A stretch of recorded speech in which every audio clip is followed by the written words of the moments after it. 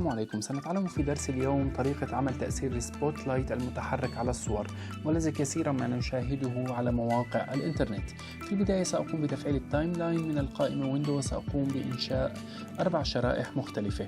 هذه الشرائح سأقوم بتلوين كل منها بلون مختلف. بإمكانكم اختيار الألوان التي تريدونها في هذه الخطوة.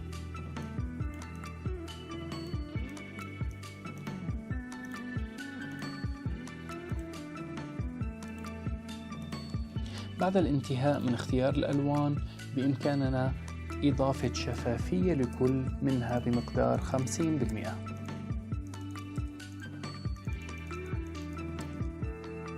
ثم سأقوم بإضافة مجموعة من الشرائح على الشريط الحركي.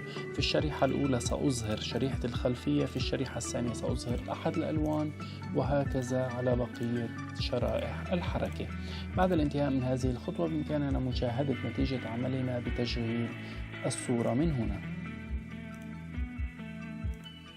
لحفظ الصورة بشكلها المتحرك بإمكاننا الدخول إلى القائمة فايل، ثم اختيار الأمر Save for Web لحفظها بامتداد جيف المتحرك.